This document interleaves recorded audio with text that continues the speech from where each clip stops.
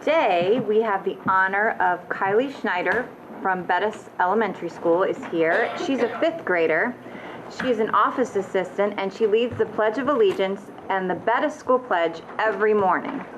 She's in good practice. Kylie's favorite subjects are reading and math. Getting good grades is what she's most proud of.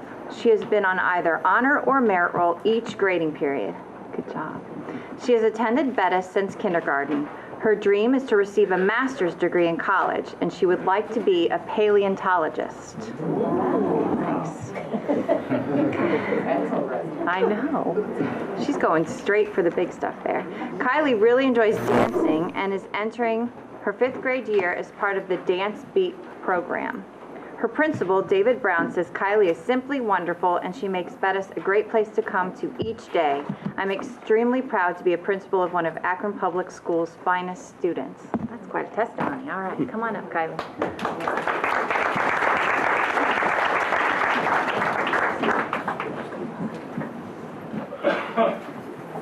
I pledge allegiance to the flag of the United States of America and to the republic for which it stands, one nation, under God, indivisible, with liberty and justice for all. That guy's going to take her picture. Mr. Brown would like to know if you can send it to him. Absolutely. There we have it.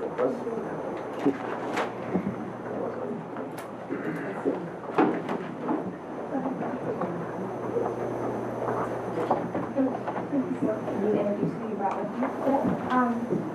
I brought my mom, my sister, and my dad. Oh, great. Thanks for coming today. Thank you.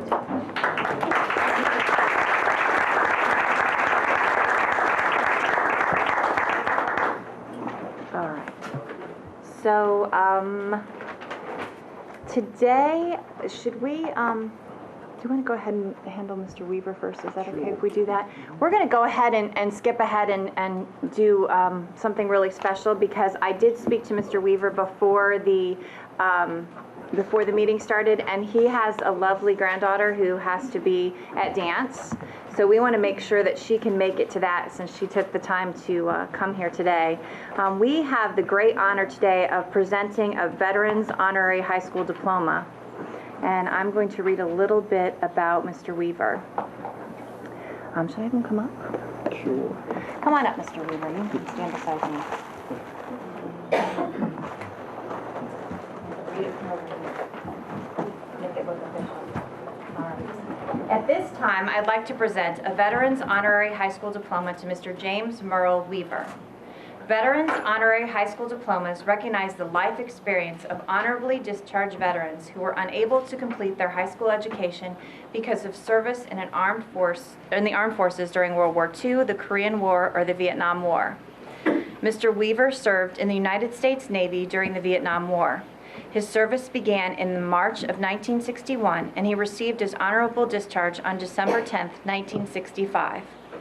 On behalf of the Akron Board of Education, I'm presenting to Mr. Weaver the Veterans Honorary High School Diploma from the Akron Public Schools.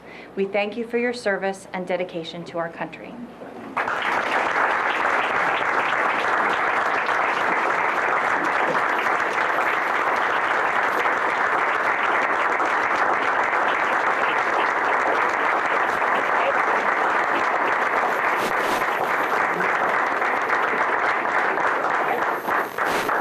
So I invited Mr. Weaver to say a few words and tell us a little bit about how we got to this place. I want to first of all thank you all from the Board of Education for making this opportunity possible for me. I had no idea that we had an opportunity as a veteran to do this. And I worked with Linda Johnson for quite a while to get through the process. It's only been 50 plus years, but it's here. I'd like to introduce my family. My wife, Catherine, my daughter, Sarah, at the end, my Caitlin, right in the middle of Mom and Sarah, and Gianni, my son, over here on the right.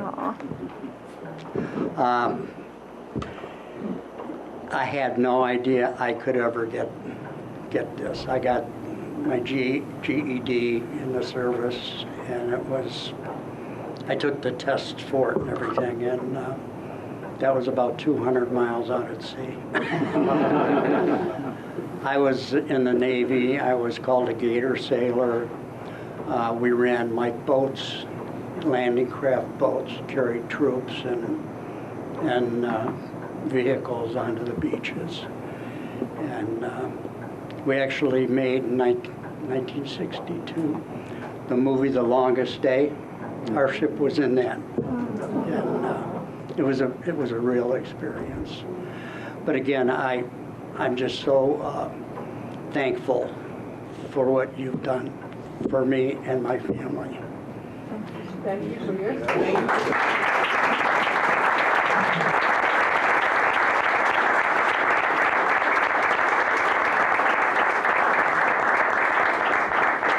Hey, Mark, do you want his family to come up and get a picture with his family? Why don't you guys come up?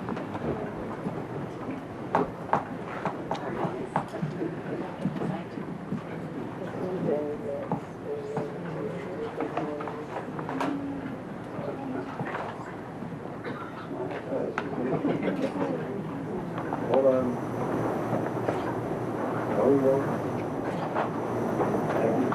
Thank you.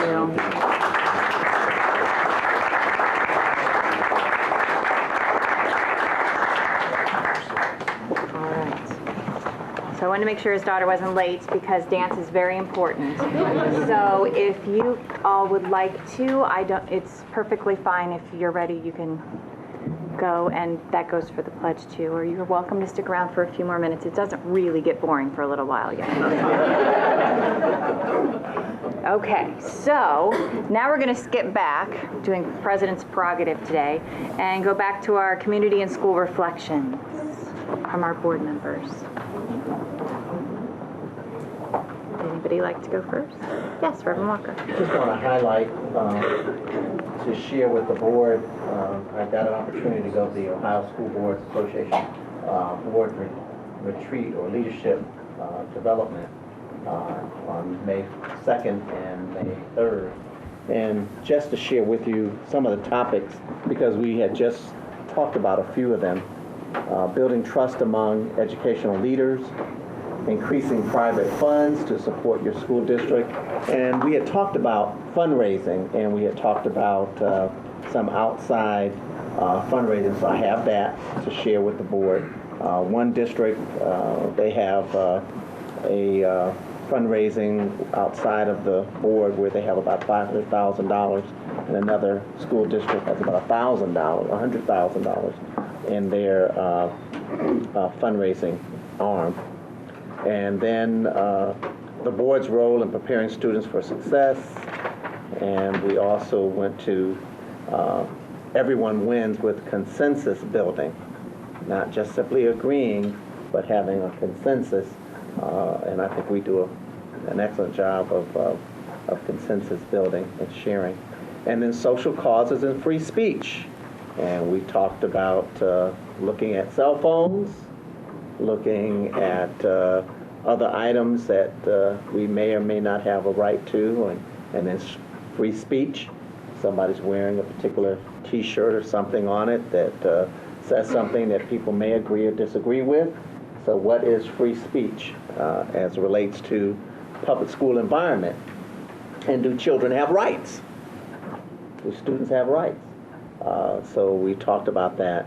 And then legal strategies for effective discipline in schools. And of course, we have been talking about how to cut down on our disciplinary problems, and there was a workshop dealing with those. So I have those, to share with board members if you would like to look at some of the material that was presented.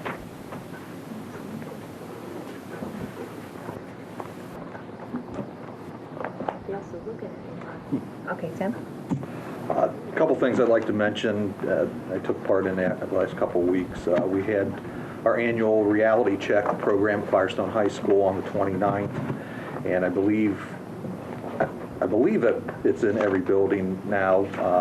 Might be one building that didn't do it again this year, but I just want to publicly say thank you. I had at least 30-some people come from outside, and not parents. These are typically business owners that I've made contacts with going back to when I ran a career fair at Firestone High School a few years back. But we usually have a very good turnout of people from the community at Firestone High School for the reality check program. So I want to thank everybody publicly who participated.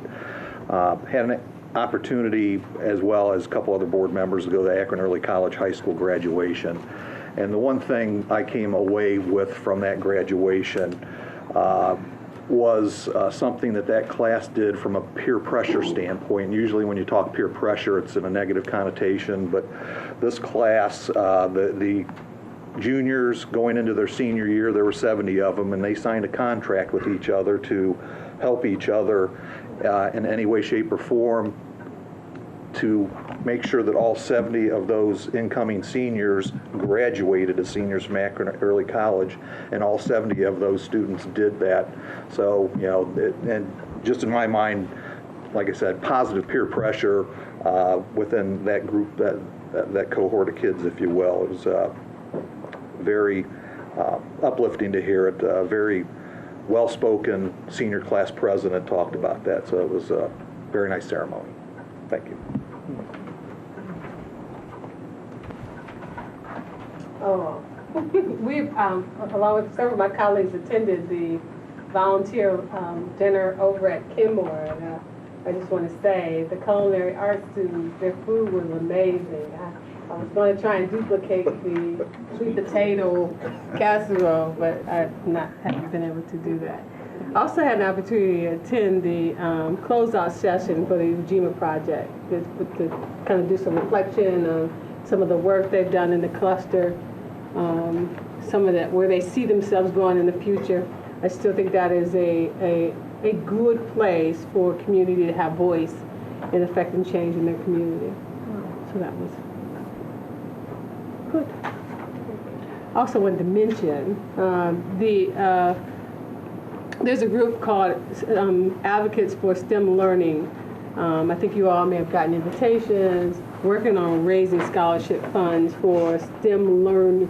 Kids are interested in that bent around STEM learning, and they have their first fundraiser on this coming Friday at Guy's Party Center. So if you're interested, I can probably direct you to the right people. But you should have gotten, I hope some of you will be able to attend. Go ahead, Dave. I had the pleasure of being able to go to the Miller South Spring Concerts on May 1st, and really enjoyed it. I do have a son there, and it was kind of a tearjerker because it's his last performance. They do have one more thing that's at the Civic, and it's called The Big Show, I think. And if you ever get an opportunity to watch some of those things, they're amazing. I mean, we talk a lot about, you know, wanting to see improvement. All I can say is that when you look at the difference between 6th grade, you know, string orchestra or band, and then the 7th and 8th graders, it's just amazing. Everyone that comes to hear them that are family and stuff can't believe the difference. It's just so amazing what those teachers do. And so that's a shout out. Doug Beta is the string orchestra teacher. He worked with a teaching assistant named Lauren Gruber, who also did a couple of maestros, if you will. She directed a few pieces. And then the band leader is Mr. Eric Langereeder, and they just do such a great job with the kids. I've been so blessed and thankful for having my kids be able to experience that. So I wanted to shout out to the programs there. I'm really going to miss them. It's a tearjerker. And I can't go home if I don't mention STEM Middle School. I attended their spring string concert, the middle school and the high school, and it was wonderful. I almost forgot it was actually high school and middle school because they were wonderful. You know, I almost wanted to stand up in the middle of them playing and saying, do you know what you have? Do you know where you can go with this? I mean, that's how good they were. So I want to give just a shout out to those instructors and to the students who were well poised, and you know that they put in the work. It was beautiful. Just speaking of the volunteer appreciation that we went to at Kenmore too, we always talk about, I think, you know, we heard presentations a year or two ago of the heydays of the PTA when there were PTAs in every school and there were lots of participants and active people from the community, parents and teachers. But just a reminder to the people that are here and the people that might be watching this later that if you're not sure how to get involved, PTA is a good way to start. If you're not sure who to talk to, let one of us know and we'll be happy to direct you in the right, to the right person. And a good example of an active PTA, I don't want to forget to give a shout out for the Race for Case. Case Elementary, where my son attends, had their second annual 5K and 1 mile fun run to raise funds for the kids. What an amazing turnout. I know we say it a lot, but Craig Samsel, I mean, what a dynamite guy over there, and just did a fantastic job. And I know they have a lot of other fun things coming up. Tim's wife, Ram, did really well. So it was a good day. So. That's an extra shout out you got there. Yeah. Oh, yeah. Now that was a shout out for Katie. That's right. I'd be remiss if we didn't also mention that May Festival was last week, and it's one of my favorite events. It was one that I was in. That's how long it's been in Akron schools. It predates me. So that was a wonderful event. I know the superintendent and Dr. McWilliams were also there, and Sally Childs and all of our music teachers do a fantastic job of putting that together. And heaven knows there's a program going on at a school just about every night for the next week and a half or so. So he's doing so much. So thank you so much for that, and thank you, teachers. You know, we were at the PTA banquet with several of the principals who were all saying, I've got to get home and finish the OTEN evaluations, and this is wonderful, but I really have to go home. So they were working late into the night, burning a lot of midnight oil the last few weeks as well. So thank you, thank you. It's going to get hot. Darn it. All right, so anything else, Mr. Alexander? No. Okay, thank you so much. We don't have any requests to address the board, so we're going to skip into the rest of our communications and recognitions from our superintendent. Yes? Okay, and Mrs. Sibley's going to help me. These are our superintendent seminar students who really meet more with Carla than me because I'm always out and about. But we start out the year and meet with them once a month, pretty much, and then we've changed it and we send them to some of the venues in town to get a better flavor of what Akron is all about and how our school district interacts with them. And so this is the culminating moment where they get their certificates of participation or sitting with me. And sometimes, you know, I mean, every single class talks about school lunch. I'll just get that out, right. But, you know, we do ask for their input and advice on how we can do our work better to serve them. So if you're here, please come forward. I'm going to read the names of all the students to give them recognition this evening. Brianna Manley. Here, we have Trayvon Wilkes. As you all know, this is the busy season and there are lots of conflicts for students with other recognition programs that they have to attend. Charles Rhines.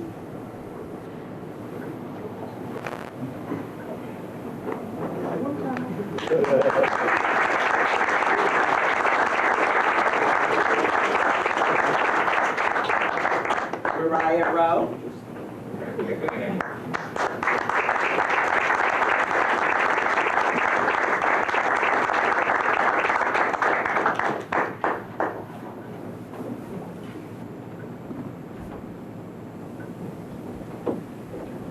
Callie Butler.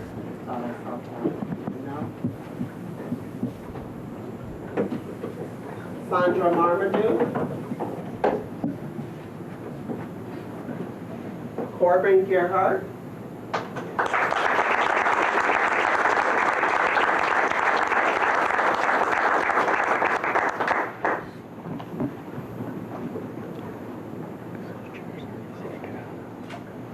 Malia Romaine.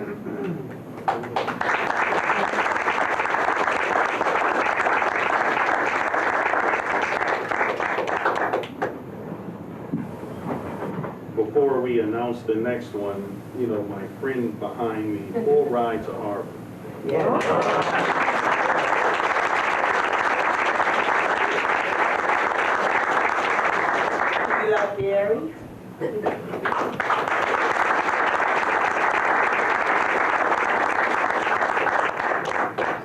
Nova Solutions Scholarship.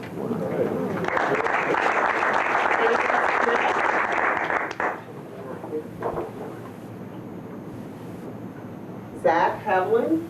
Let's see Zach.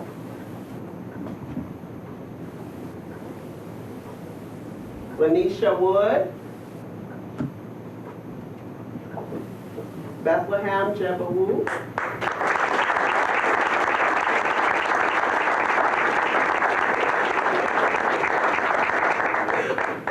Terrell Stapleton. And I think that's it. That is it.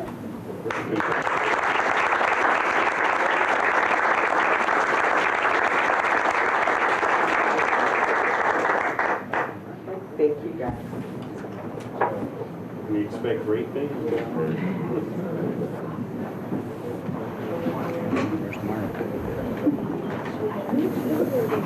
We're not just like these little things.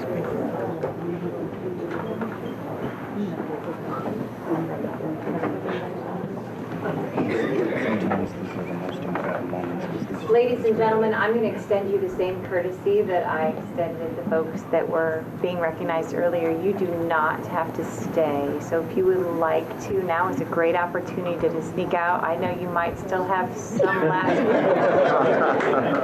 It is such a busy time of year, I know. I think this is the worst week as far as busy.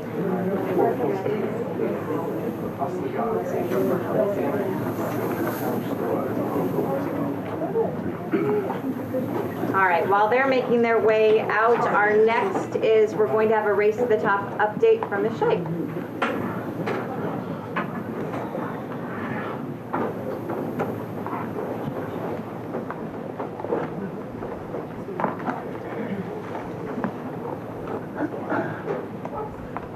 Good evening.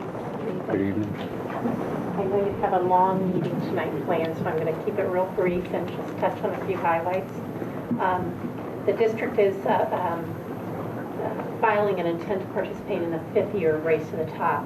We have some rollover funds, and this is a wrap-up 4th year, so we're applying to roll those funds over to next year and participate in all the initiatives that Race to the Top offers for a 5th year.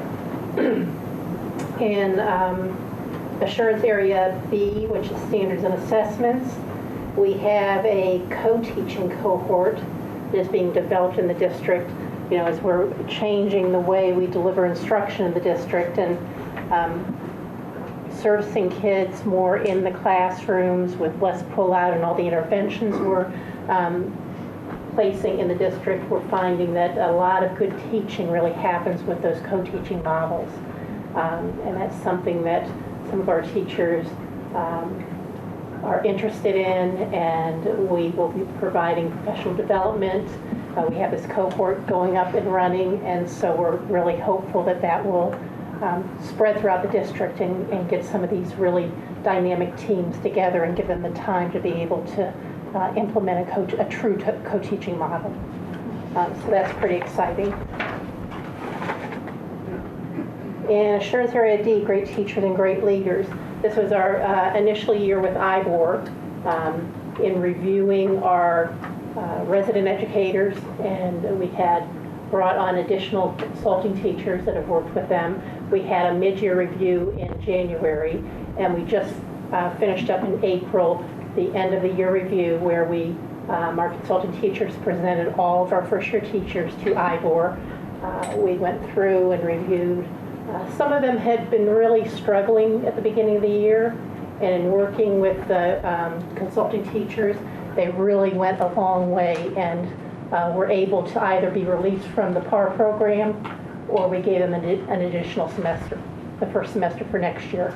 I told Ellen and the team, the Race to the Top team, we actually had some resident educators that we released from the program that were begging us to be able to continue working with their consulting teachers.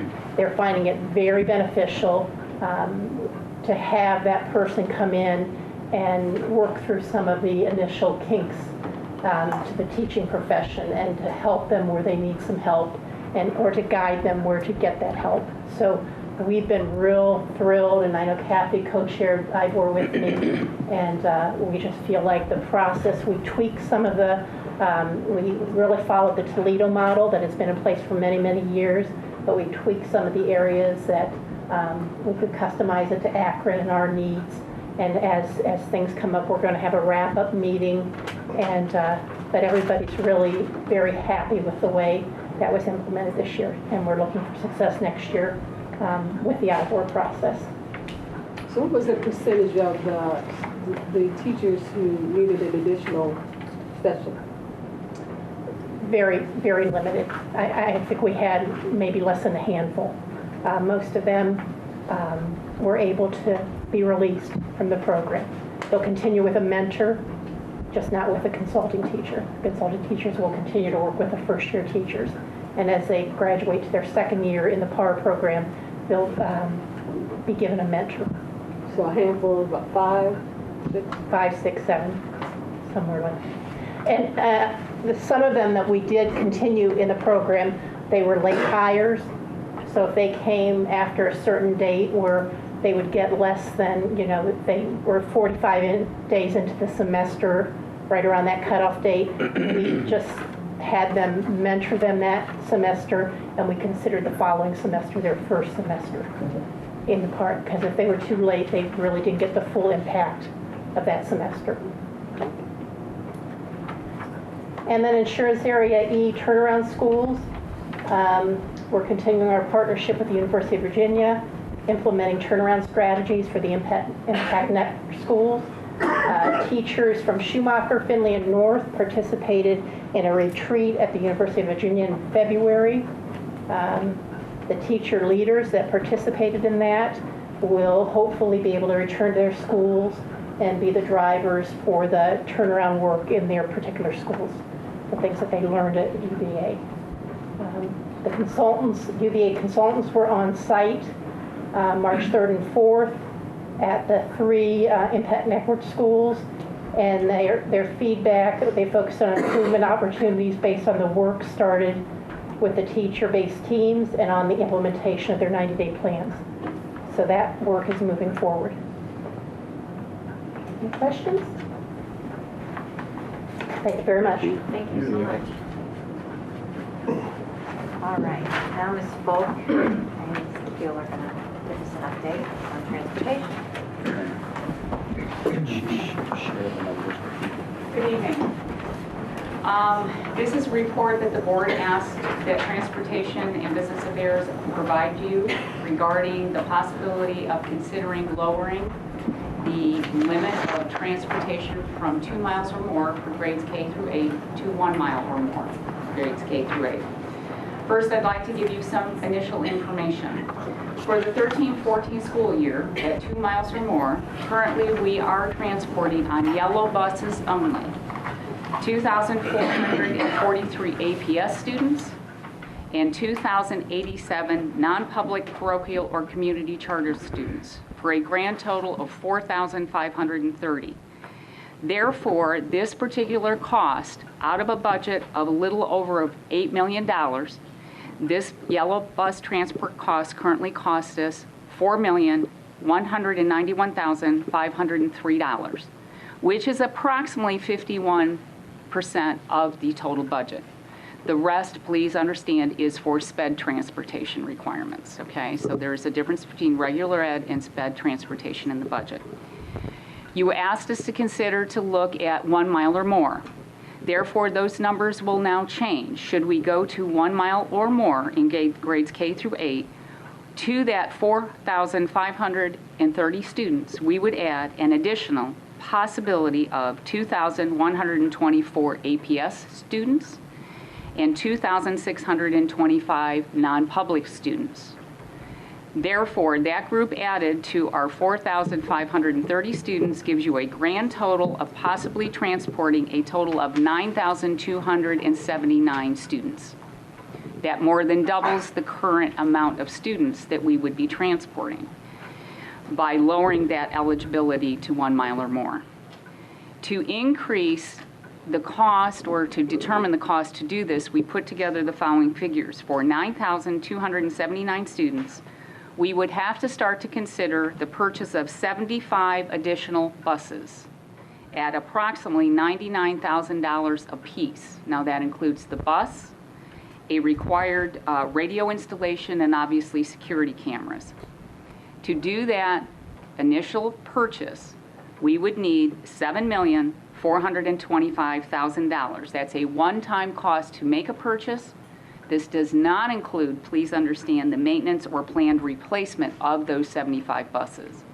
And as you have been aware before, buses should be replaced once about every 12 years. That's a lifetime of a bus. On top of that cost to the buses, we would have to consider how to maintain them. Initial estimates include 2 additional vehicle lifts at $200,000. We would need additional bus radio channels for communication. We cannot estimate that cost because it depends on the channel that is given to us to do that. We would need 4 additional work bays to perform the maintenance on top of what we already had. Those construction costs cannot be determined until how those bays would be, planned and constructed out, and the equipment additional to that, which cannot be estimated. Currently at the property where our transportation location is at 550 East North Street, we cannot park any more buses without upgrading the property to hold the weight of the buses. So I want you to think of, you come down the road, we start near the bridge, the property goes all the way down, including the field, where the track and the football field and the baseball field is. Now, part of that issue is the deed for that property maintains in it, because it was donated to us by Summit County, that we have an athletic complex there. We would have to consider a change in the deed to accomplish this, and then if that was allowed, we would then have to upgrade the property to allow the weight of the buses, because right now you cannot put that weight on the field or the baseball field. Or another consideration would be, what other property would we have, as an example, a closed school property where we would want to maintain that, as an example, a Crosby or a Goodrich or something like that. We already own the property. What maintenance or increases of security would we need to allow buses to be parked there, to be monitored there, to be worked on there? Those are other considerations. To operate these 75 buses, it is estimated we would need 65 bus drivers, 4 mechanics, 1 secretary, 1 transportation router, and 1 transportation manager that would specifically be assigned to work between 11 a.m. and 7 p.m. to cover the additional after-school program and daily dispatches. If you've never visited the office on a daily basis, we are dispatching constantly from about 6:15 in the morning till 6 o'clock at night. So those are some of the things that we really would have to look at.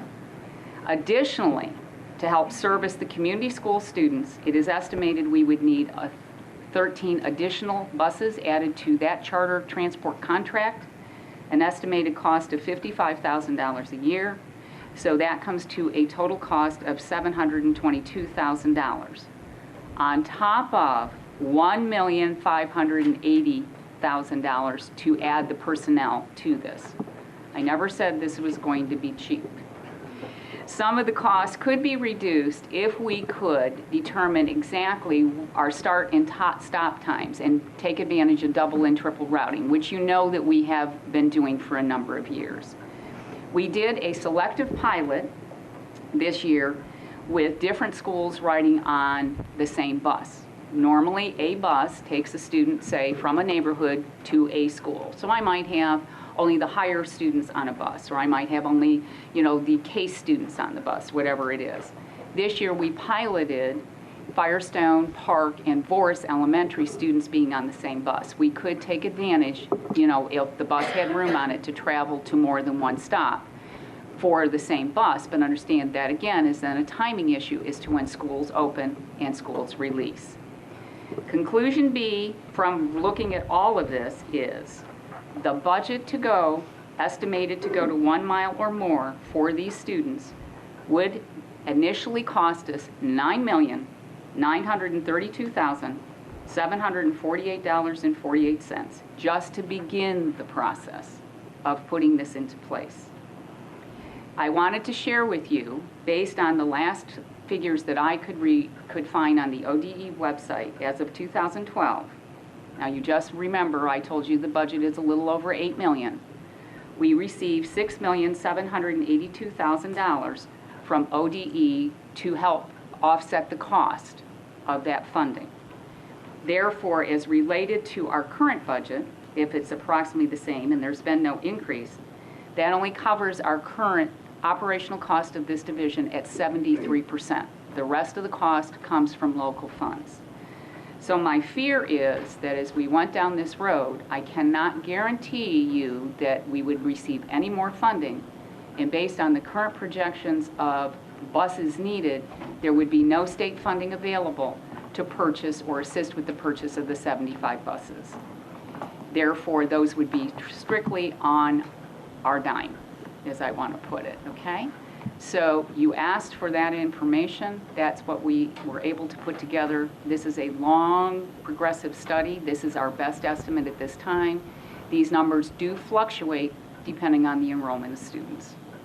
If you have any questions, Kathy and I are here to answer them the best we can. Patrick? So of the $8.1 million transportation budget, about a little over $2.2 million is local. Yes. The other 6 is from the state. That is correct. Based on FY12's information, because I did not have FY13's, it is not up available for me to look at. But then you also put the note in here that ODE doesn't provide for the purchase of new buses. It does not. So the first $7 million of that $9 million is not on our covered. dime. That Yes. would be on us. Yes. And then beyond that, the operating. Did you do a total, what the operating budget would be for transportation after that first year? If you went ahead and took out the $7 million, now you've got to add $1.5 million just for the personnel costs. So now we're up to close to 10. And just I can't give you the estimate for the maintenance of the building. I can't give you the electrical costs for the building. I cannot give you the insurance costs for the buildings and things like that. I cannot give you that at that time. No. Veronica. So, considering those numbers, what would that net us in terms of students returning back? I cannot guarantee that for you. I based this on a conversation that we had earlier that Canton had gone down from, it currently did 1 mile to 1/4 mile. I was able to meet with the business manager of Canton City Schools while I was at ASBO. They've actually lost 200 more students. It did not necessarily gain them any students, is what he told me. They started out at 9,400 and they're currently at 92. I cannot tell you that we will retain or get any more students because remember, whatever we do for ourselves, we are obligated to do to every school equivalent, whether it's a non-public, a parochial, or community school. And as long as the student is eligible for transport, we will take them where they are assigned and enrolled at. So I cannot make that criteria or of a guess for you. I cannot do that. We would possibly have additional costs when we talk about just storing these buses, because I guess I say that the additional cost because I'm asking also in a two-part question. Okay. The baseball field, then what would happen to the baseball? Well, I would tell you right now, because we have other property, I don't know that we would go down that road and try to change the deed. It was very possible that the deed would remain the same and we would look at other property. But I'll give you an example. Peterman, who has currently service for us as a contract for community, originally started out on Gilchrist Road. They would not be able to stay due to some change in that property, so they have moved their service and their storage to what used to be the Coachman location on Arlington. So as we have decided, you know, if we would go down this road, we could use them as an example to go out and discuss what kind of increases in security and other things did they do to the two properties, because their properties are actually across the street from each other. One is their office with mechanical issues. The other one is where they store the buses, and how do they maintain the safety and the security of the buses in a local neighborhood. Yeah, we have to look at, say, for like you mentioned, Kate, Crosby. Yes. We would be Crosby, but we'd have to, it's gonna cost us money to get the building upgrade it. down and Well, the security. building is already down, I'm sorry. but you still would have to upgrade it to take the weight of those The buses. That's and correct. security and, Okay. thank you. Anybody else? I'm a follow. Okay, wait, go ahead, Miranda. Tim? Said you had a follow-up, Bill?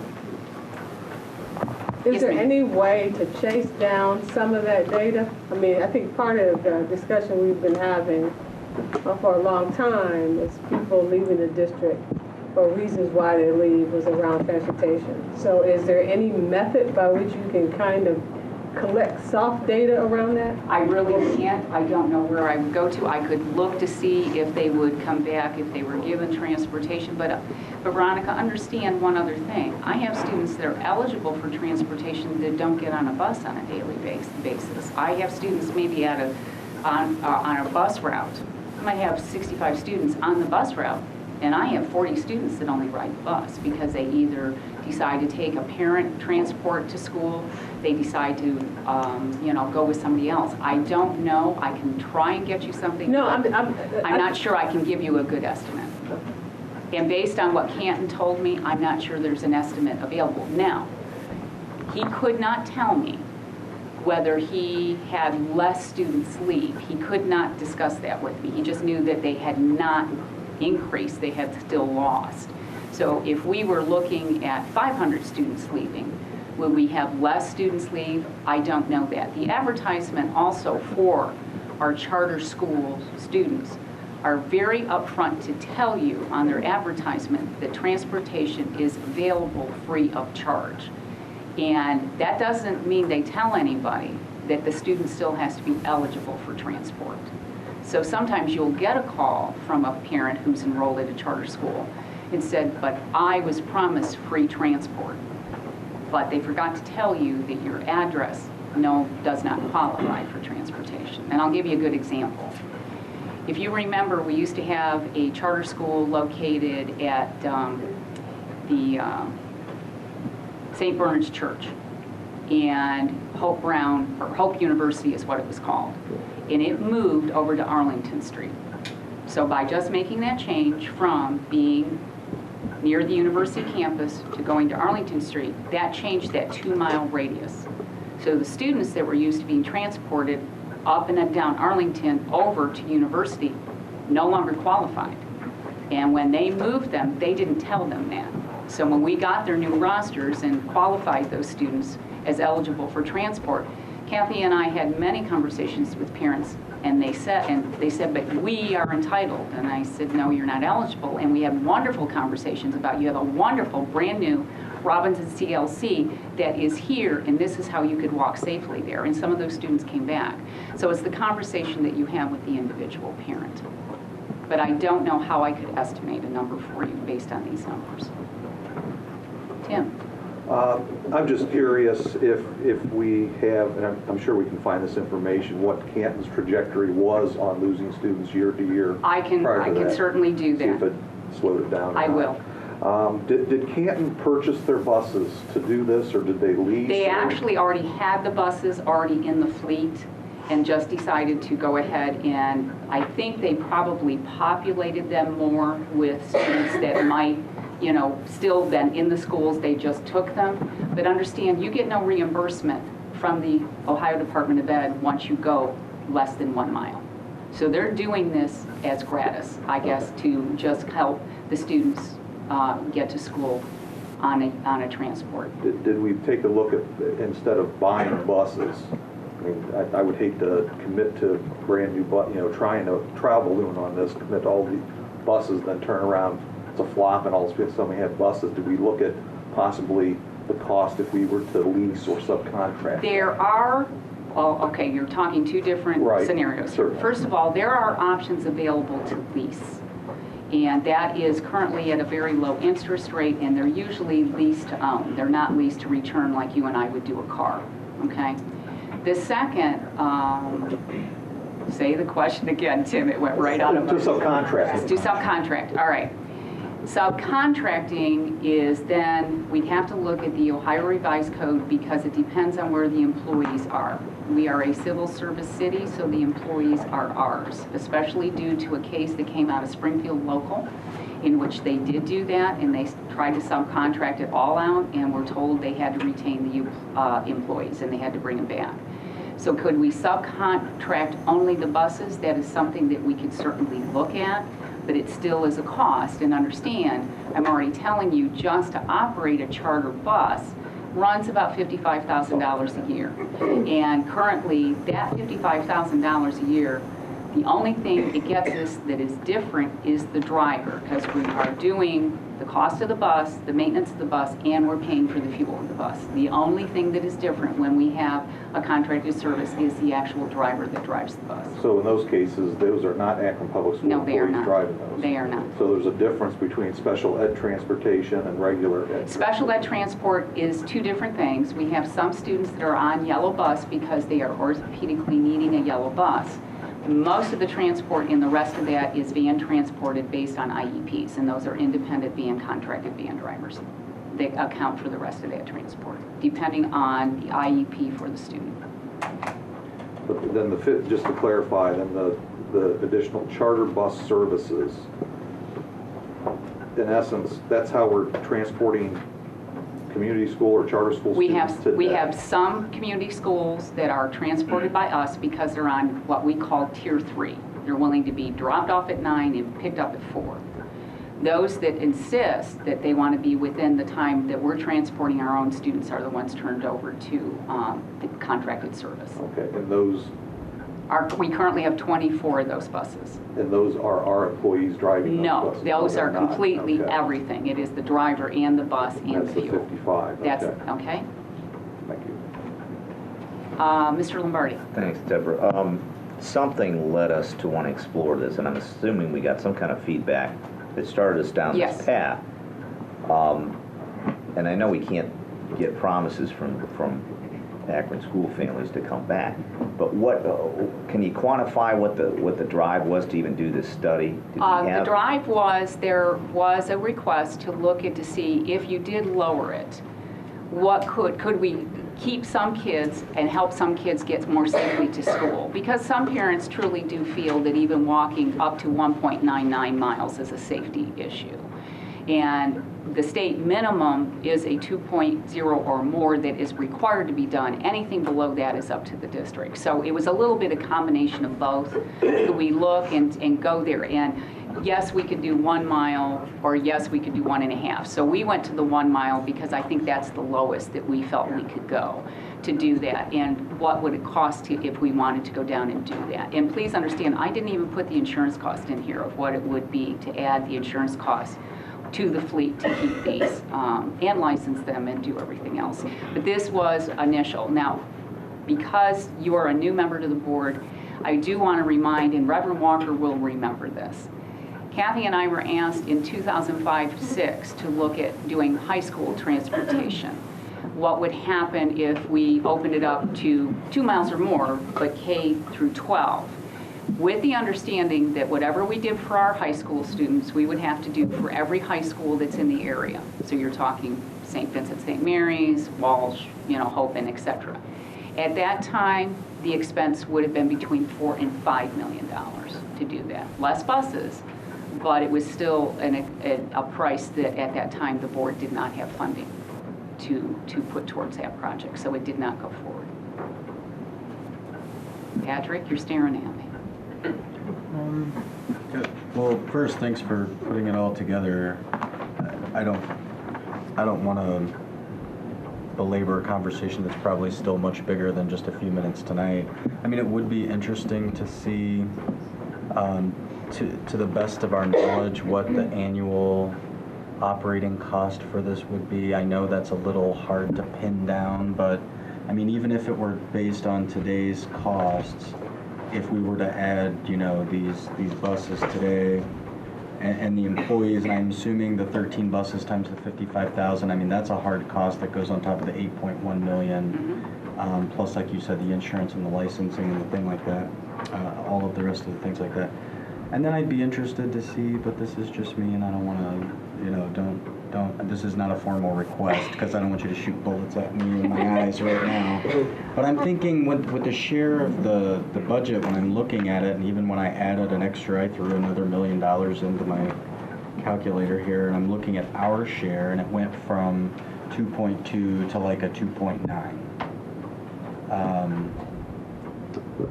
So now I didn't add the 722,000, so I have to add that in. Okay. But I mean, the proportion, the share, once you take what the state gives you, was still, I mean, that was $700,000 alone.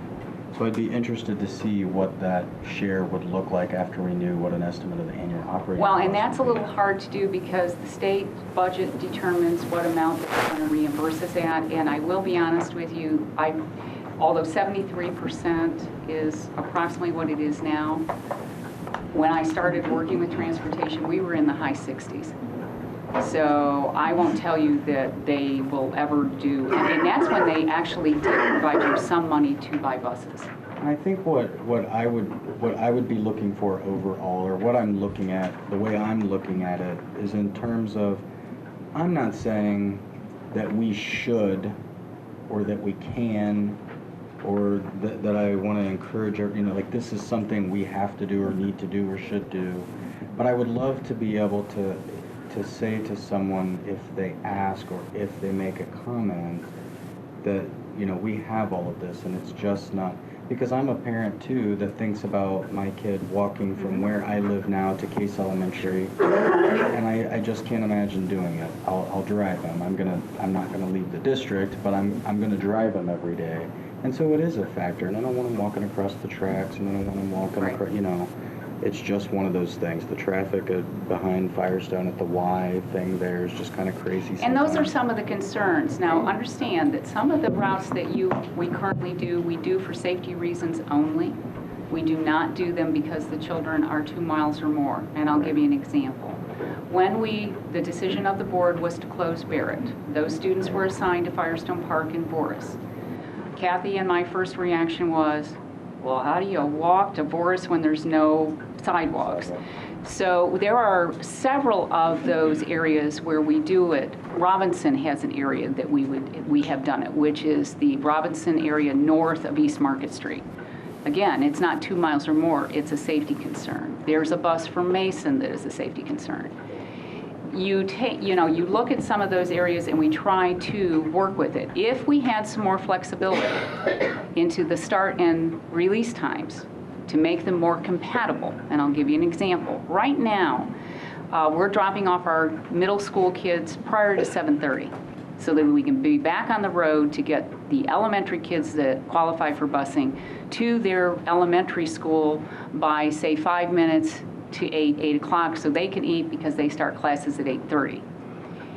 If you even had a change, and I'm not proposing this, I'm just giving you an example, where elementaries started at 9 o'clock, or some did and some did something else, then there might be some more flexibility in routing. It's the fact we are so time crunched between doing each one of these.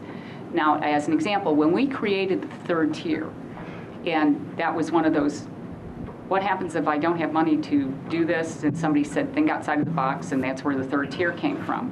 Understand, that's why ICANN schools, when they opened up at Goodyear, are not being transported or paid for by us because they wanted a start at 7:30 to 8 o'clock in the morning, and we just couldn't meet it. We offered them third tier. They didn't like it, so they went out and decided to bus themselves, and they're perfectly welcome to do that.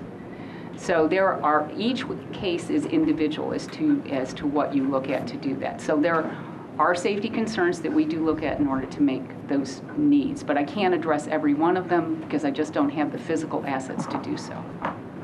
Okay, last comment. You don't even have to tell me anything. Here's when we're out in the community, this is what I hear about children's safety.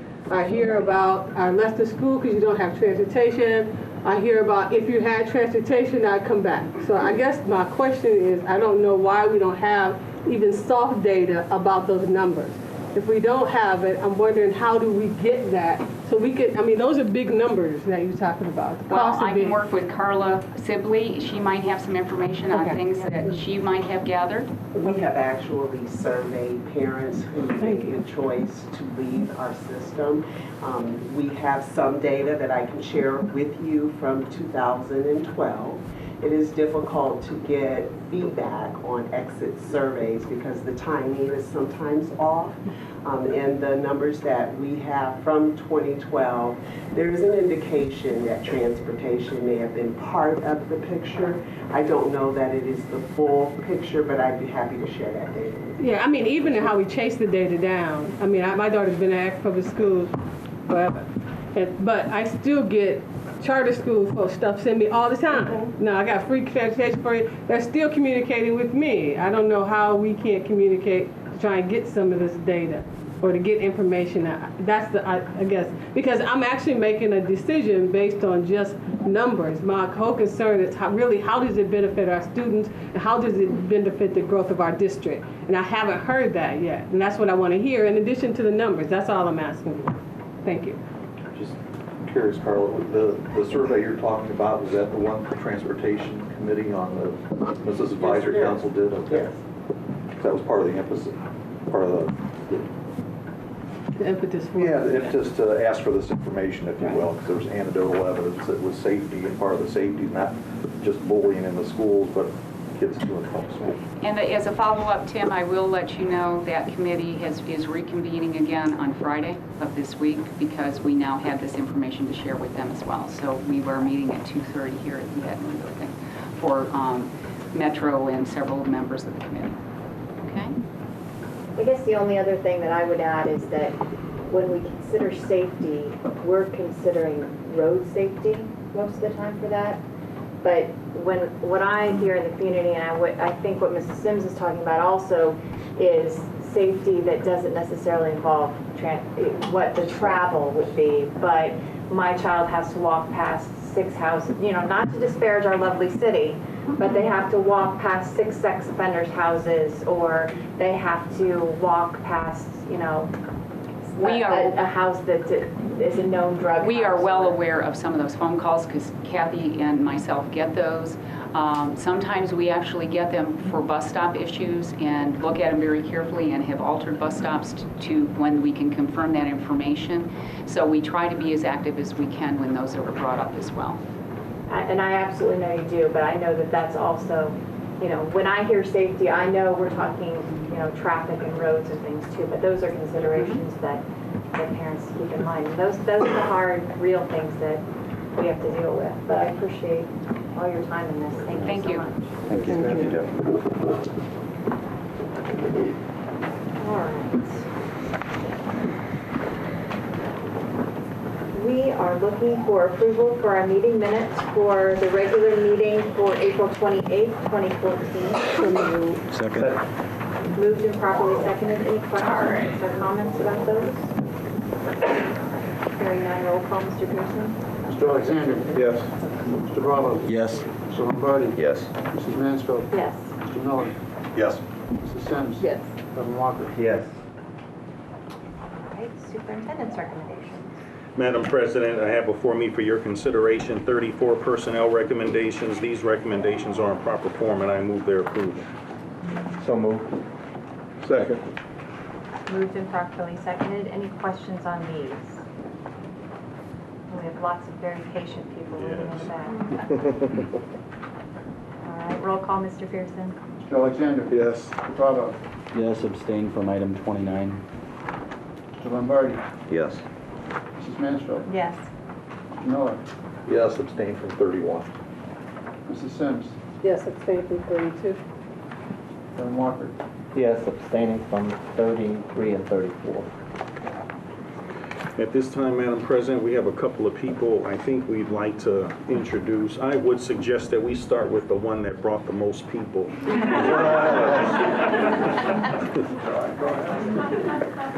All right, well, we will start with the Custodial Services Department. Mr. Bevelin, if you would please stand up. We have some changes in that department, given some recent retirements and some other changes. Mr. Beverlin is a graduate of Wadsworth High School, and he obtained a bachelor's degree in criminal justice from Central Texas College in 1986. He began his employment with Akron Public Schools in 1987 as a 9-month custodial worker and has continued his employment over the years and has continued to move up through the ranks. In 1991, he became an assistant custodian. In 1996, became a head custodian, a position which he remained in until 2007.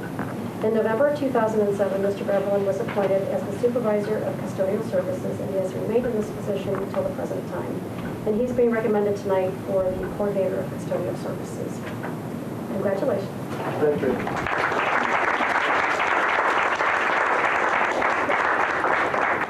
I would like to thank Ken Ferris, Paul Flesher, and David James, and the board for allowing me this opportunity to take this position, and I'll do my best in that position that I can. Thank you very much. Can I just say on a personal note that Mr. Bevan was at Essex when my kids were there, and he was always very kind and made a huge impact on my kids when he was there. So I'm not the least bit just surprised to see him here tonight. Thank you very much. Next up is Mr. Tom Kikella. Mr. Kikella is a 1974 graduate of Garfield High School. He began working for Akron Public Schools in 1976 and has been with us for approximately 30 years. He began his employment as a maintenance helper and then moved to the position of a painter in 1977, where he remained in that position for a very long time. In January of 2008, he was selected as the night supervisor for facility services, and he has continued in that position until just recently. Tonight he's being recommended for the position of supervisor in custodial services. So after 30 years, he's still going to hang in there for a few more. It's actually 39. 39. I want to thank everybody for giving me the opportunity to continue on and help our school shine. And I want to thank Mr. Ferris. He's mentored me over the years. I've watched him come through the ranks. He's been a great help to me to excel me in my areas. I know this is all for the children, and I'll continue to do that. Thank you.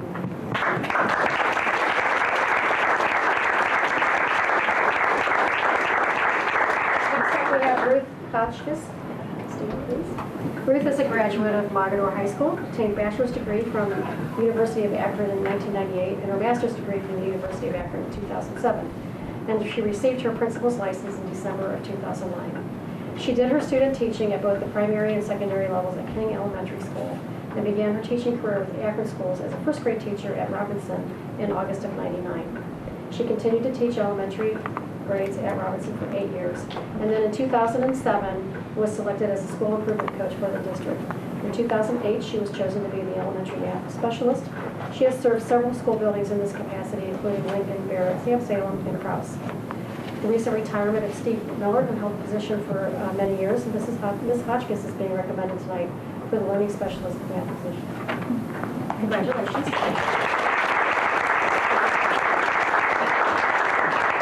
I just want to say I'm very appreciative and proud to be part of Akron Public Schools. I have been in the math department for the last 7 years. I learned a lot from Steve Miller. We have a strong team of teacher leaders, and I'm looking forward to working with them and the rest of the staff of APS moving our kids forward in math.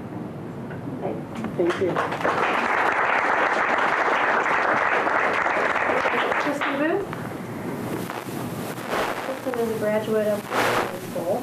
She obtained her bachelor's degree from the University of Akron in 1997 and her master's degree in 2008. Received her principal's license in February of 2013. She did her student teaching at both primary and secondary levels at Akron Cyberling Elementary and began her teaching career at Robinson Elementary in 1998. She continued to teach elementary at Robinson, later at Harris, for the next 9 years. In 2008, she was appointed as the district's literacy specialist, position that she worked in for the next 2 years. From 2010 through 2014, Ms. Booth was an aspiring principal academy intern at Mickey Bright and then at David Hill. She's being recommended tonight for the elementary principal position and will be assigned to David Hill.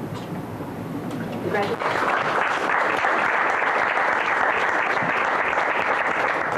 I'd just like to thank the board for this opportunity. I also like to thank, I'm not going to say who they are, but a few people around this room, because, you know, one thing about Akron, I was one of those people that I always took advantage of the professional development that was given to us. and it's a wonderful opportunity. And I had so many great leaders that I aspire to hopefully one day have another teacher get to that point. And I'm really excited about being at David Hill, and hopefully we have a positive term that happens. Thank you.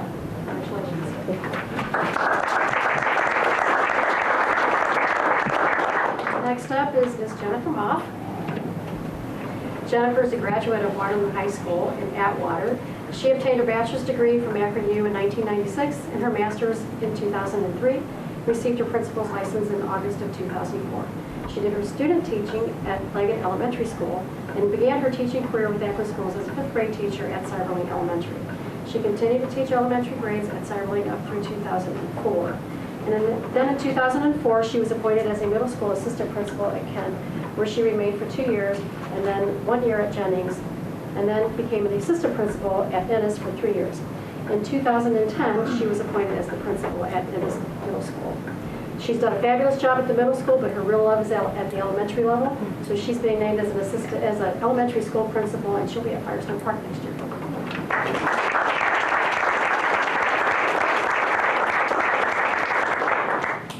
So I would also like to thank the board for the opportunity and Mr. James for honoring your open door policy and hearing me out. I can't say enough about the support I've received from my mentors and supervisors, from Dr. McWilliams, Julia Mann, and then of course Mr. Black. They've pushed me and helped me grow as a leader, and I'm forever grateful for that. And I know I'm walking into another situation with Mrs. Alvin Kelly, where I'm going to be mentored in my new position. Being an elementary principal is my dream job, but I don't want to take away from the 10 years I've spent at middle school because I really valued that time as well. I'm really looking forward to this new phase of my career, and I appreciate your confidence in me. Thank you.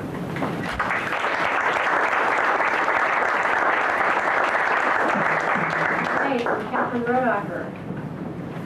Catherine is a graduate of Massillon Washington High School in Massillon. She obtained her bachelor's degree at the University of Akron in 2003 and her master's degree at Kent in 2005. She received her principal license in 2012. She did her year of internship in school psychology in Akron under the leadership of Dr. Elizabeth Bard, and began her school psychologist career at Akron Schools in 2006 and continued to work as a school psychologist through 2012. In 2012, she was appointed as a high school assistant principal and has been working at local CLC. She's being recommended tonight for the middle school principal position that's being vacated by Ennis CLC. Congratulations.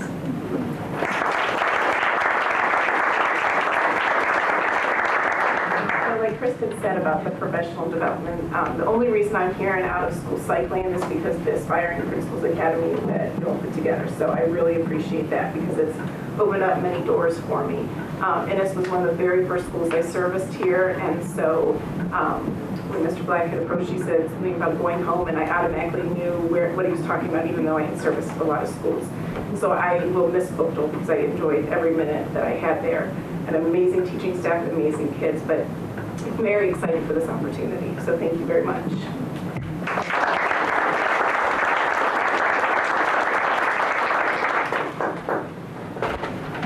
Next, Madam President, I have before me for your consideration 3 motions and 3 resolutions on the consent agenda. These recommendations are in proper form, and I move their approval.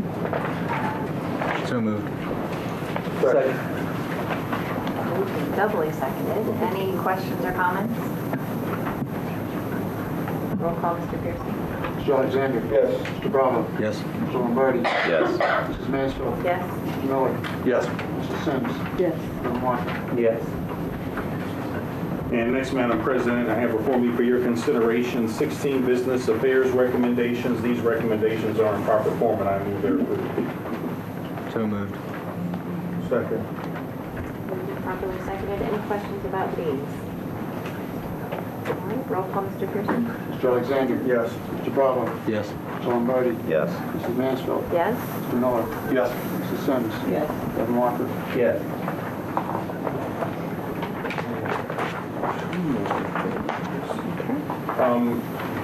I wanted to kind of give the board a heads up. I know working with Mr. Black on a couple of issues with OGT scores. I know our high schools, I think, have received scores for the spring administration of the Ohio graduation test. And so we will prepare a report after reviewing those results to let you know if there are any of our students who haven't met, all 5 sections of that test. And we do offer intervention over the summer for those students, as well as a graduation in the fall, along with a report on any students who may be lacking credits, for the OGT. I know there were some questions about third grade reading guarantee. I know Mary Outley Kelly is here to answer any questions. I know there has been some data, in terms of where we're at with each of our elementary schools in terms of students who still haven't mastered that. There are a couple of opportunities through MAP testing and also a retest of the state assessment for English language arts. And we are offering a program this summer, 6 weeks? 4 weeks. Thank you. They need 6. 4 weeks over the summer to try and help mitigate that issue with our kids. And would you like to talk about the our plans? I know you and I had a conversation about Achieve 3,000, or which one is the reading program, so they are kind of up to speed on that. Yes. So this summer, our third graders that did not pass the fall reading OAA nor the spring, or scored at least 190 on the MAP, which is our alternative assessment we're permitted to give, will come to summer school. It'll start in June on the 16th. Part of our curriculum is Achieve 3000, which is an online piece where they will read a variety of articles that's at their interest level. And then there's comprehension pieces that they'll work on with their classroom teacher. And that'll take about 45 minutes of their day. And then the other piece is made up of what we call time warp. And that's the reading piece where they will work on their comprehension skills to, develop that understanding of exactly what the questions are asking them that they're seeing on their OAA. The last piece is called Ticket to Read. It's also an online piece where it's sort of like a video game where the kids work through different reading skills, and then they get to buy items and build a clubhouse and just have fun with reading. So that's what our reading program looks like. Any questions? Good. Yes. When we glanced at the statistics, at least 3 schools just jumped straight out with a lot of our students not doing well. When you look at Portage Path, when you look at Mason, when you look at Crouch Elementary School, and what happens if the 4-week intervention, and it's the beginning of the summer. So now you've got the latter part of the summer where we lose some of that work that you've done prior to them getting back in school again. And they're starting up. Does that group move on to 3rd grade, or are they in an in-between? May I share the document? I did not share it with everyone. Oh, okay. Maybe that would be a starting point. Sure. Sorry about that. No, that's okay. If you just like that. Take one. Thank you, Mr. Bravo. So first, what you're getting is this document was made up with the support of our building administrators. And what we did was we looked at which students, again, scored at least a 392 on their fall reading assessment. I wasn't that bad. Are you guys Go ahead. hurt my feelings. You may leave. Oh, not all of you. She's making fun. Get out,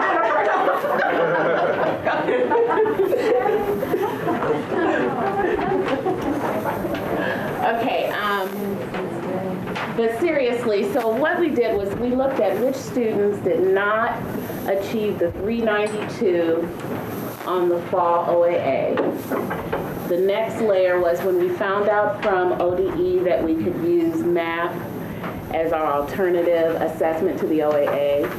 We looked at the winter administration in which students scored at least a 190 or above. Then we took out, the next layer was, there's like 4 exemptions with the third grade guarantee. So we took out all the students who had different exemptions. And then this is what we're left with. So currently, these truly are our students that are at risk for retention. And so they get an opportunity. They just took the spring reading OAA on May 1st. We do not get those results back until the week of June 16th, which is also the same week that we'll start our pre-fall program. They'll also get an opportunity over the next couple weeks to take the math alternative assessment.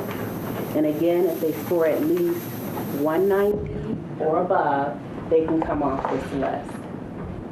So we'll have a new list in a couple weeks.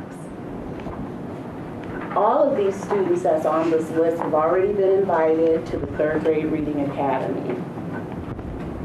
Now my concern is our principals and teachers have been very diligent in contacting parents and letting them know what's going on since September, October. And we still have approximately 75 students or so who have not signed up for this opportunity to go to summer school. So we want to give them a dose of intervention before they take the next assessment in the summer. So in the summer, they'll take the OAA and they'll take another math. If they do not pass either of those, we'll get the math results immediately. But the OAA results, we do not get back until a week before school starts. So what we would, the last time the committee met, we did toss around the idea of those students who do not pass the math after the first summer school program, during our pre-fall program, invite them back again and give them another dose. And hopefully after that, they'll be ready to pass at least the fall math. So they have like 4 opportunities to move on to 4th grade. Can you say when that additional dose is, what's the time frame on that again? It would be August 4th through the 15th is when we run pre-fall. So again, the math is wonderful. We get the results back immediately. But the OAA, it takes longer because it's scored at the state level. Just out of curiosity, did you run this for second graders too? For the second graders, just to see what you might be. well, the thing with the second graders, I don't want to, I feel like you're a bit. With second graders, according to the law, in the fall, once they score not on track, they're considered not on track for the rest of the year. So when they do the spring, until they take the fall assessment again. So they stay on for a whole year. They cannot come off until that following fall. Same for kindergarten and 1st grade. So. But you're still looking at their math scores that they take in the spring. Yes. So this year you did it 3 times? Or just? Yes. 3 times. We did it 3 Yeah. times. They will be. These next couple of weeks, they're doing their last round. I was just curious if, I mean, obviously, not that these, I mean, you're going to be working with these kids, but what does the incoming group coming from second grade, what's that starting to look like? Is it getting better? Is it getting worse? If this were then, just curious.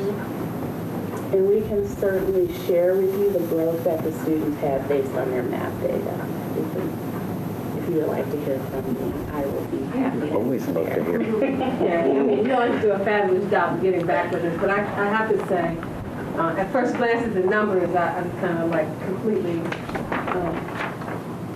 thrown off balance at a quarter of the students.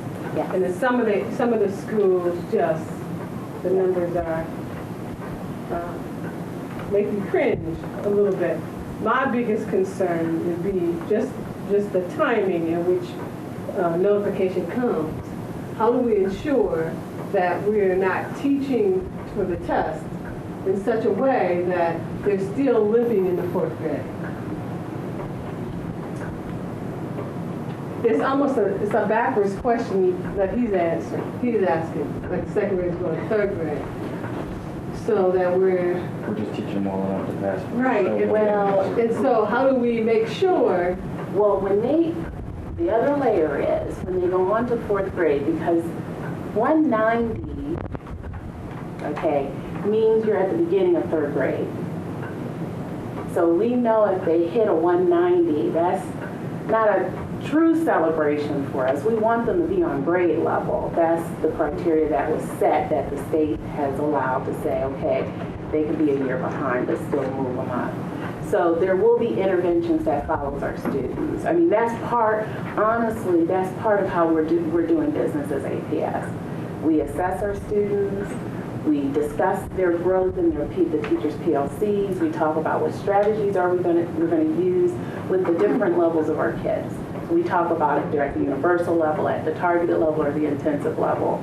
In those discussions, we expect the principals to do their walkthroughs and to look for what they're talking about during their planning time together. Is it actually happening in the classroom? And that's why it's such a great marriage. It's not the work that we're doing under Dr. Hoynes with our 90-day improvement plan, the whole umbrella of our initiatives that's been set forth by the superintendent and our assistant superintendent. It all fits together very nicely. It's just getting everybody to do the work. So they do look at the kids individually and how can they better meet their needs by working in flexible groups. And it doesn't stop in third grade, it continues. On the 75 students have not yet enrolled. How do we know the parents got their groups? Well, we have asked the principals to actually call to do home visits. I mean, just last week, there was a principal, we were at a meeting, she said, as soon as we're done, I'm going out there to follow up. I mean, we've done mailings. So the information is out there. And it's just like when I asked a couple principals, why haven't your students signed up? One issue was transportation. And so just recently during senior staff, we discussed this. It was our students who live in the area of Barrett. The parents had concerns about how would they get them to Firestone Park because during the school year they're transported, but during the summer we do not offer that transportation. And so recently Deborah, and she doesn't have to speak on it right now, but she said, we would look into making arrangements. On that very same question, if a parent just doesn't do anything, is there any way to compel that parent or guardian to give this kid an intervention? No. I want to say one thing. I mean, we're basically putting this out there that this is mandatory. Your kid's going to be retained if you don't go to this. And you have 4 more opportunities. They just took the OAA, and you have 3 more opportunities now. You have to come. Our wording is very, very strong. So we're not sending the message whatsoever, and we do not want to send the message tonight. It's not optional. Right, it is not optional, because if you don't come, there's no way you're gonna magically increase your test score and you're gonna be able to pass. So you have to absolutely come to summer school. That's what everybody in this room should be saying, that this is a mandatory thing that you have to be there. And the principals are doing a good job pounding the pavement to try to do the home visits, to get in front of every single parent to get them signed up. I don't know what the extra emphasis is, and I'm just focusing on these schools that are at 51 or anything above 30%. I don't know what extra needs to happen there, but something else needs to happen there. There should be no school in the district with a third grade held back 50% of their students. That should not happen. I don't know if you want me to go door to door, I'll go with somebody, but that should not happen. That should not happen. And remember, these are the results from the fall OAA, where they were being tested on content that they're not supposed to know until the end of the year. And then winter map, we put in huge supports since then, targeting specifically, especially some of the buildings that have the high percentage. We gave them additional staff, additional support to target these third grade students. So the true test will be the math testing that's coming up in a couple weeks, and the OAA results that we'll get back June 16th to see what we did from that winter map till now intensively. And the other thing I want to mention, kind of for the long term, is you just passed one of the most important things you're probably going to pass on your board tenure. You just passed a new language arts adoption that has been out front that we talked about last, and that we'll do a formal kind of show and tell to you. But that, we have an old adoption that is not aligned to the curriculum that has, just because of financial reasons, we've put off year after year after year. And now we're thrilled because this adoption is going to be much more intensive for students for the long term, to be able to never even get in this situation where we have these percentages. I guess that's why my biggest concern is even for these students. Even at a 190, we're saying we're right at the third grade. So we send them in the fourth grade, still limping, so to speak. Third grade is so critical, particularly for African American male students. That whole, so I guess, when I looked at the date here, it said 4/29. I just assumed that was some updated stuff. So we're in this is real time almost. But are you saying this is the data from the last date we tested was winter in December? So we're about to test this week. Yeah, the next couple of weeks we're testing. So we'll be able to give you the same exact chart just from the map testing, and that'll end the next couple of weeks. But, from the people, the anecdotal evidence that, some people say, the transportation piece, are we going to go to them? Is that talked about, or, open up a classroom at Barrett so the kids can walk there? We did discuss that, and that would not be a good option because of what's currently going on at Barrett. Well, that's just so an we example. just decided to use the transportation to take them to the school that they're used to, that they're familiar with. One last thing is, the biggest thing with OAAs and OGTs and everything else we do in the state is the piece that you could just stand up on this table and scream about is poverty. And what can the community do? Can the community help us? Can we get the libraries involved in these neighborhoods too? It's got to be more than just us. This is a city problem. This is a neighborhood problem. This is a community problem. Yes, we're doing all the interventions we can, but how many of these kids had books in their hands when they were 5 years old or 6 years old, or now that they're 8 years old? How many books are in their house? And we've got organizations like First Book, and we've got the libraries out there. But wow, all you have to do is look at this and know that it's going to take more than just the 9 months out of the year and then 10 hours or whatever hours we can have them. It's that piece that we've got the question then becomes, at home. Who then initiates that? The only reason why we're kind of having this kind of hot debate is because we see the data. We see it. And so if it's not happening at those CLCs into that community or where those students are coming from, I don't know how we do that any better. You know what I mean? No doubt about it. We all know that it's a community, it's a community proposition. But they're not saying what we're saying, and I'm not sure that they get the urgency as we see it. So in light of that, what do we do? I think one of the things too, I'm just gotta say is we gotta get these parents more. I'm sitting here and it's just killing me.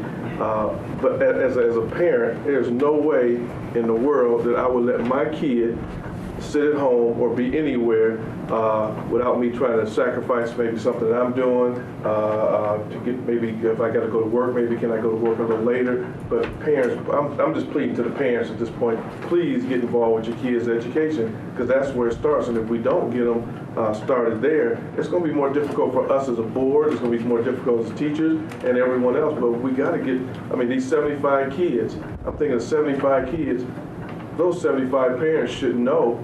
If not, should find out or try to find out what's going on. And we can plead to maybe some of us, if we know kids or families or parents, to tell them, but they got to get that. I mean, we don't have the truant officers that you have or people to go out to the homes anymore, so we have to figure out some other way. It's not all, and I don't want to say it's all the community, it's not all the schools, but part of it is a collective effort, but the parents do got to get involved.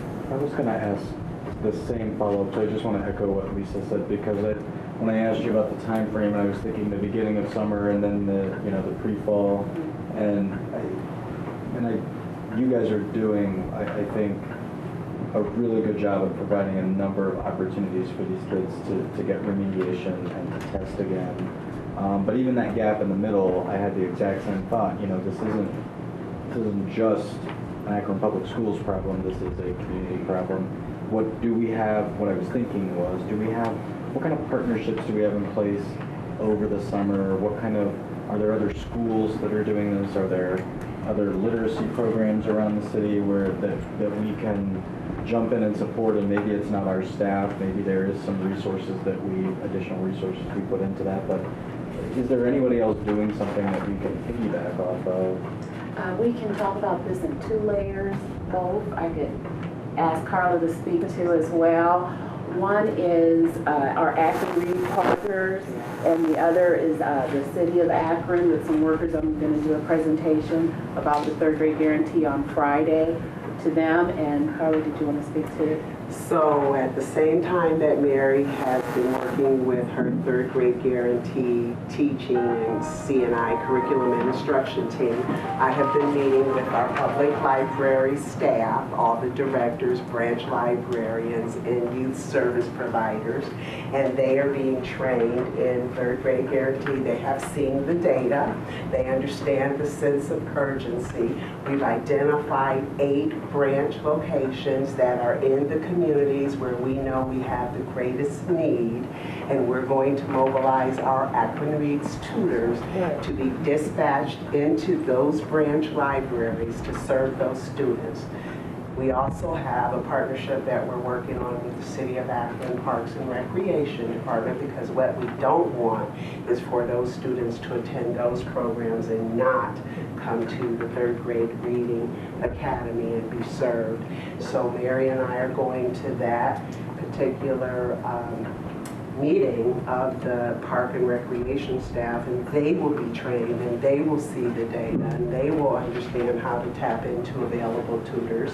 We're also working with the Urban League, the Boys and Girls Club, the YMCA, and other organizations, because the thought is that wherever our kids are, we need to be with this information. And everyone in our community needs to understand this sense of urgency. So the answer is yes.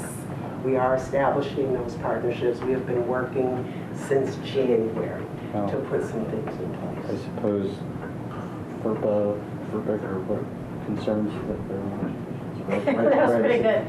I suppose FERPA concerns aside, how do we I mean, is there a way to share or to list or to, I mean, how do you get with these agencies? And then, I mean, it's great that we're going out and talking to them, and I was joking with her. I said, well, why didn't you just say so? Because that's exactly what we said. But, We were waiting for you to ask. we're all beating up on you, and this is what you're doing. But how do we then, are we connecting the kids to those programs? They may already be going to the Boys and Girls Club, but even if I'm at the Boys and Girls Club and I'm understanding what you're telling me and I'm seeing the data, how do I know that maybe Johnny, you know, hey Johnny, it's great that you spend 30 minutes in the gym, but you know, we'd also like you to maybe, you know, you can earn your gym time by reading a book, or I mean, how do we work with them to incentivize? So for those students who can access tutors at the library sites, we know who those students are.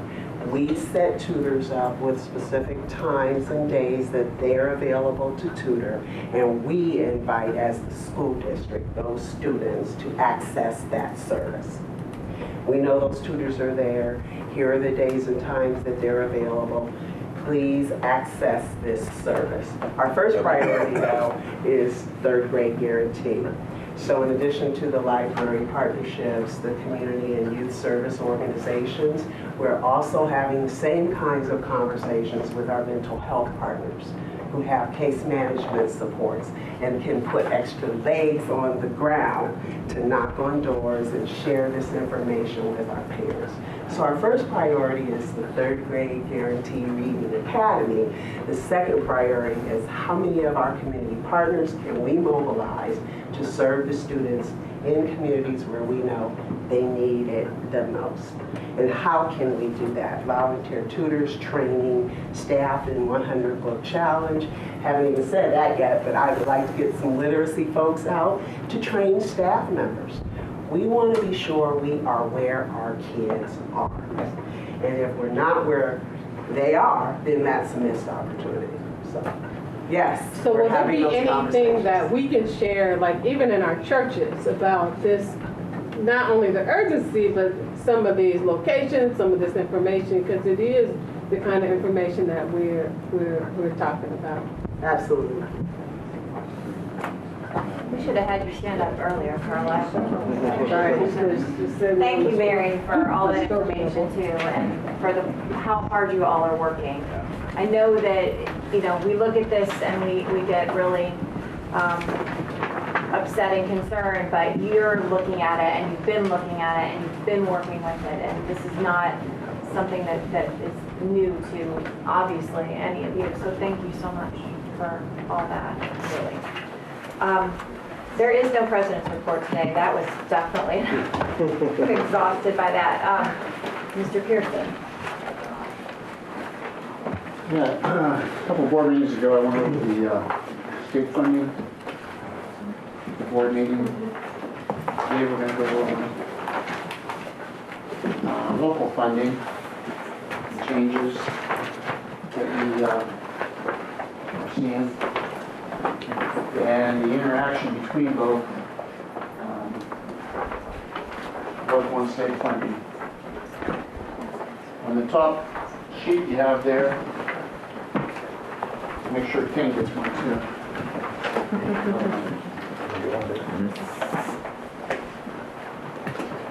We're seeing the updates in May from what I had in October. In October, I was much more optimistic about evaluation changes in the district moving forward. You can see calendar year 13 in both boxes there for May and October is the same, $2.4 billion.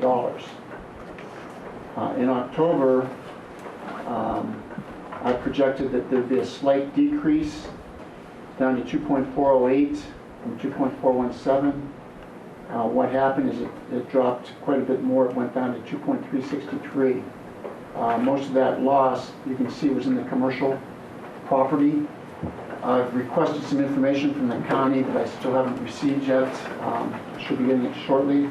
I believe most of those losses are from TIF properties that came off our books They're now exempt properties, but I don't know that for a fact until I see information. Our fiscal year 14 revenue for real estate came in actually higher than what was projected, so fiscal year 14 is not at issue on this projection. Next year is very critical. We have reappraisal. Originally, I projected that we would lose about 3% in both commercial and residential property. From what I'm seeing now, that was way optimistic, and those losses will probably be around 8%, or could be as high as 8% for residential, and I'm showing about 5% in commercial property going down. So those are the losses in valuation. In the third little block there, you see the difference. This current calendar year, we went down by 44 million, and by calendar year 18, if things don't turn around, we could be looking at losses of close to $200 million in valuation. Now, what's that do to our revenue? Our revenue losses will be around $2.5 million for fiscal year 15 and growing to about $4 million in fiscal year 18.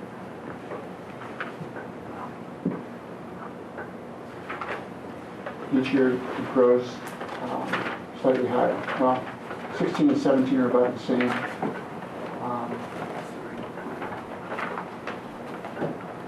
If you turn the page, you see the revenue projections that match what I have in here for October for the different areas of the local revenue.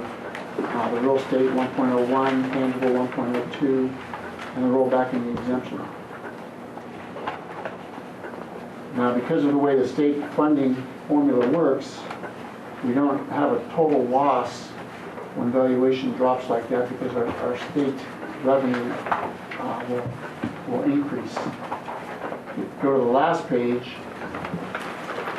you see, let's go to the bottom block first, 4% reduction. This matches, I took that back, they both do. Let's stick with the 8%, top block.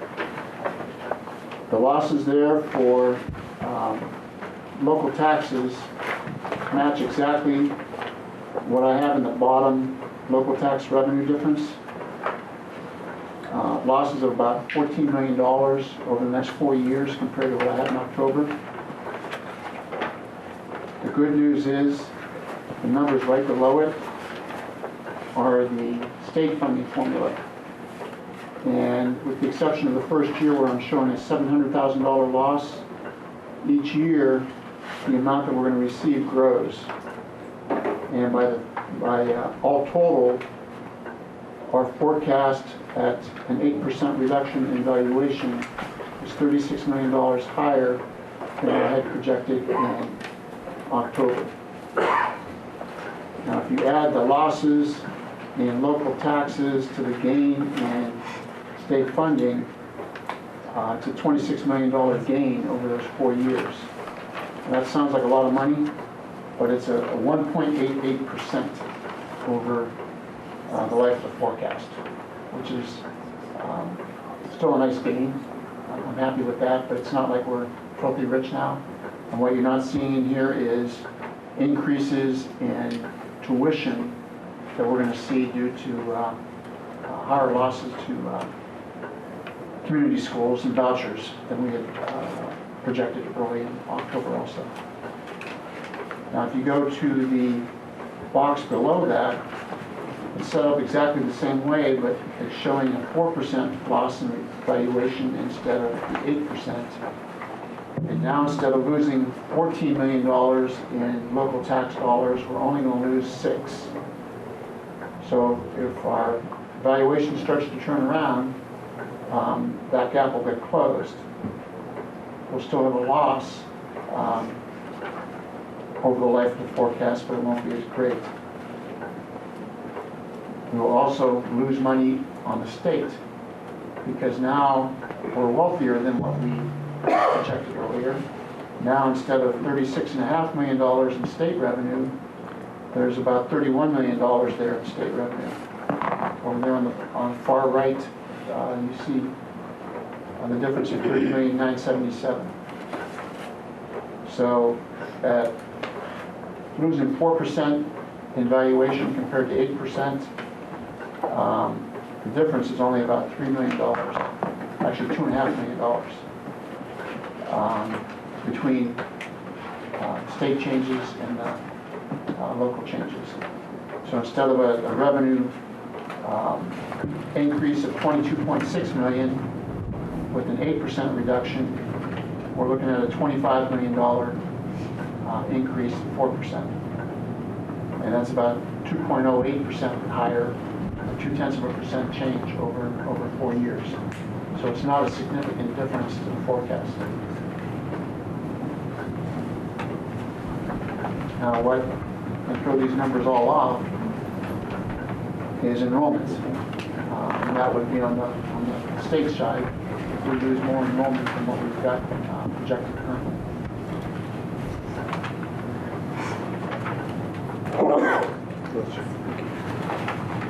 Any questions? We'll see a lot more change than just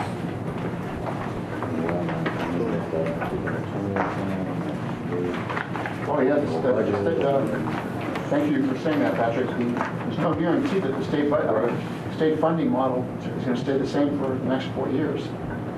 This is assuming we go forward with the same funding model all 4 years, which hasn't had a good track record lately.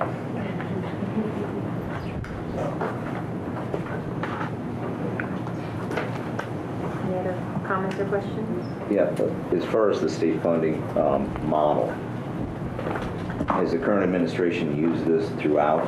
Is there talk they're going to change it? No. There's no talk right now that they're going to change it now. Okay. Because there's that racist fall, and if the current administration stays in power, do you feel they'll use the same model? Yes, I do. Okay. But they might tweak it. So.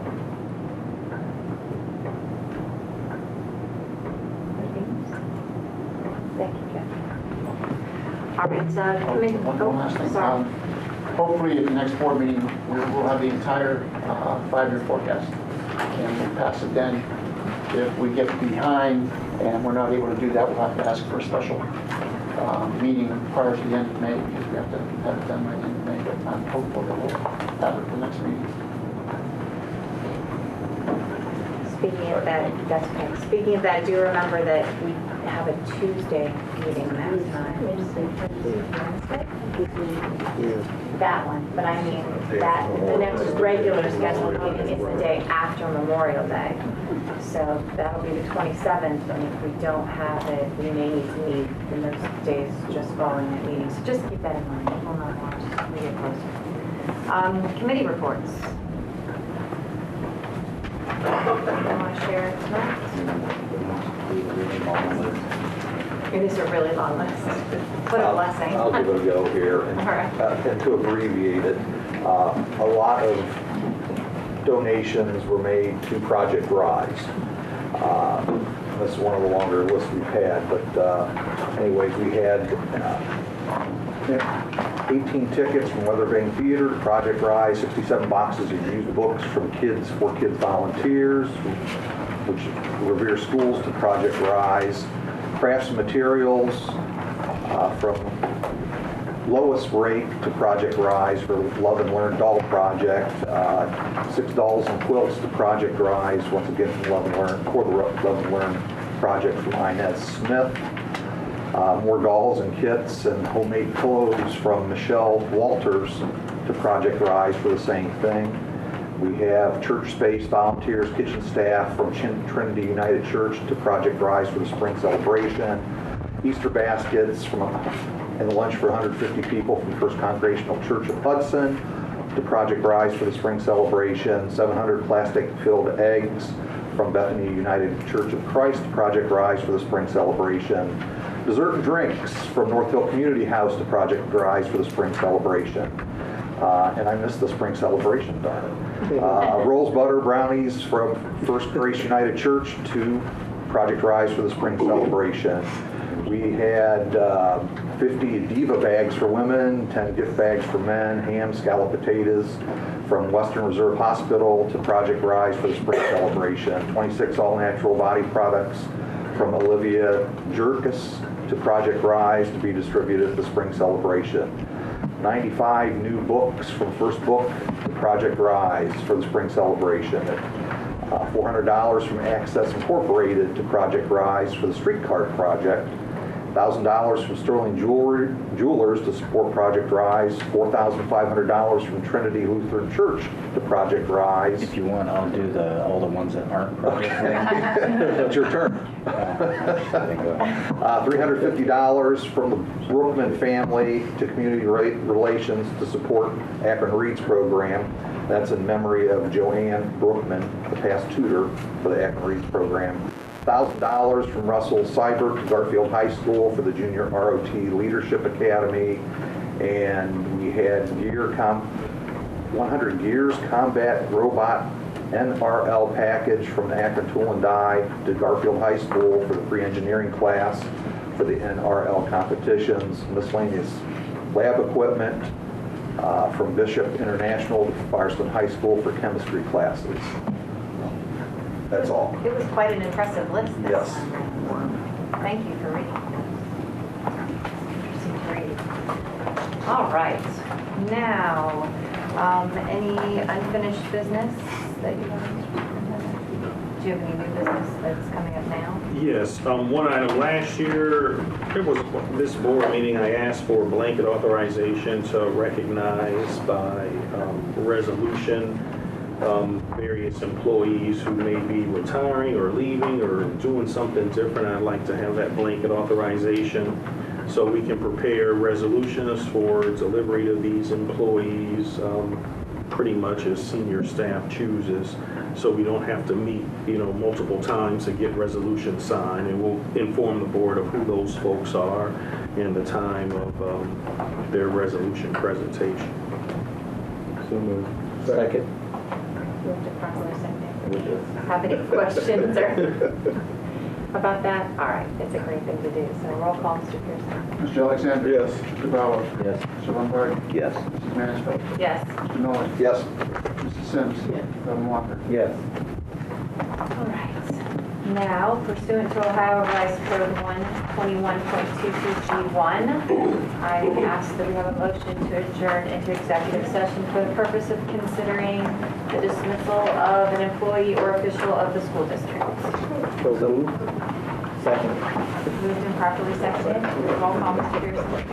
Mr. Alexander? Yes. Mr. Bauer? Yes. Mr. Lombardi? Yes. Mrs. Mansfield? Yes. Mr. Miller? Yes. Mrs. Sims? Yes. Reverend Walker? Yes. All right, can we please try to be back here by 7:30, so take 5.